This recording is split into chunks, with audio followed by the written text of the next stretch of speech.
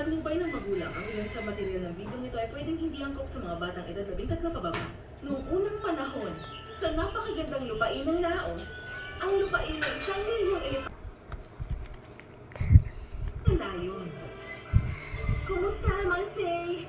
Heto, gulay galing yan sa hardin namin. Oh, Leia! Gulay? Mas maganda ang dala ko para sa'yo.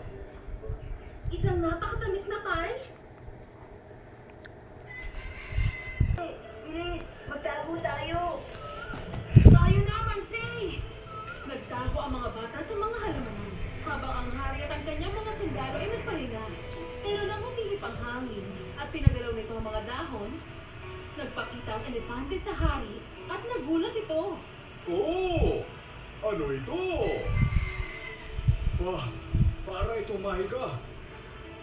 Ang ganda naman ito! Mga gwardiya, hanapin niyo ngayon ang taong may gawa nito. Naku po! Hinahanap nila tayo! Takbo! Dali! Sandali! Hintayin niyo ako! Pero nagtakbuhan ng mga bata at tuluyang iniwan si Mansay.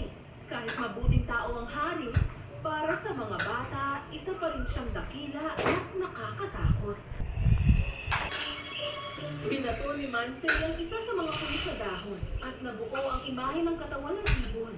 Sa pangalawang dahon naman, gumawa siya ng ulo ng ibon at nang gumalaw na ang mga dahon, nabigha niya ang lahat sa napanood. Ang galing naman!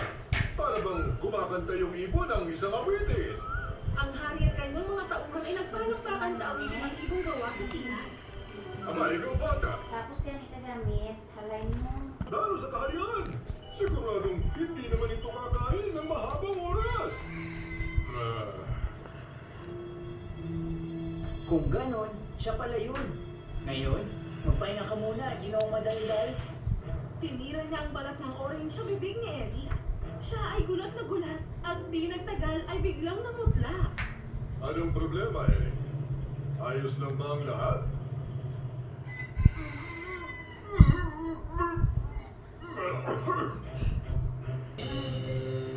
Bakit ba nangyayari ito?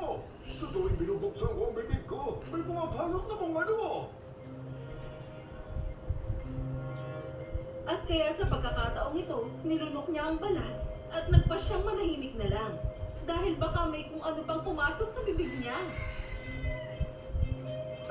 Ngayon, pwede na ba ako magsalita? Ayan, sa wakas kamahalan. Ang gusto ko sana sabihin ay may isang naglalakbay na perya sa ating kaharian. At kung saan ito humihinto, ang kalapit na bahay dito ay lagi na nanakawan. Aba, mukhang talagang kakaibangayan. Kung gano'n, gusto mo bang bisitahin ang susunod na pupuntahan nito? Mansay, na inaalagaan ng mga tao sa layon. Kumusta, Mansay? Heto, gulay galing yan sa hardin namin. May lakbay na perya sa ating kaharian. At kung saan ito humihinto, ang kalapit na bahay dito Lugar po? ay lagi na nanakawan. Aba, mukhang talagang kakaibangayan. Sakit na din mo kasi Kung gano'n, gusto mo bang bisitahin ang susunod na pupuntahan nito? Opo, kamahalan. Nene? Napakagandang ideya niyan. Nene? Ano ang palagay mo rito, Eric? Sa school ka sakit na. Medyo na